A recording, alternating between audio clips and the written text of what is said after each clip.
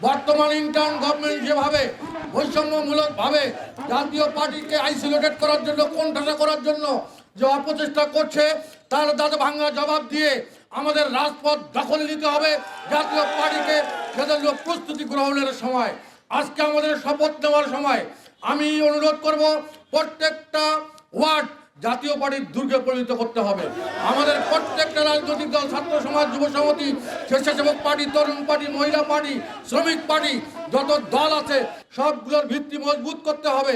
আগামী দিনে রাজপথ দখল করার জন্য আমাদেরকে সামনের কাতারে থেকে আমরা নেতৃত্ব দেব। আপনাদের সবার অংশগ্রহণ আমরা কামনা করছি।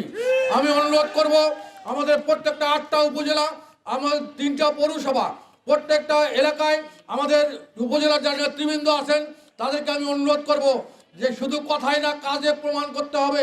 জাতীয় পার্টির অস্তিত্ব জাহান দিতে হবে যে জাতীয় পার্টি ছাড়া বাংলাদেশে কোনো নির্বাচন হতে দেওয়া হবে না। এই আমাদের প্রতিজ্ঞা করতে হবে। প্রিয় ভাইরা আমার, আমরা এর আগেও বলছিলাম নো এরশাদ নো ইলেকশন। আমাদের কিন্তু সেই সিদ্ধান্ত আমাদের সফল হয়েছে। এরশাদকে নিয়ে নির্বাচন করতে হয়েছে। আমরা আমাদের অধিকার কে নেবে? আমাদের অধিকার আমাদেরকে নিজেকে সিনাই নিতে হবে।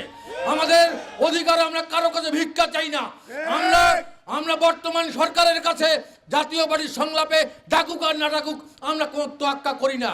আমরা আগামী যে নির্বাচন হবে সেই নির্বাচনে আমরা নির্বাচন করে লাঙ্গল প্রতীক নিয়ে জাতীয় পার্টির নেতারা নির্বাচন করবে, তার জন্য প্রস্তুতি নেন।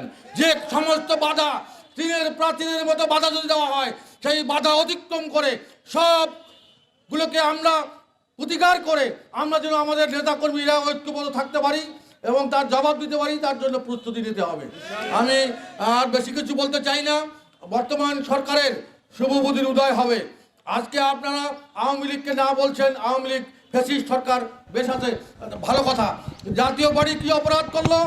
জাতীয় পার্টি কি করেছে? জাতীয় পার্টি কোথায় একটা ব্যাংক ডাকাতি করেছে? কোথায় কোটি কোটি টাকা, হাজার কোটি টাকা লোপাট করেছে? একটা আপনারা উদাহরণ দেখাতে পারবেন না।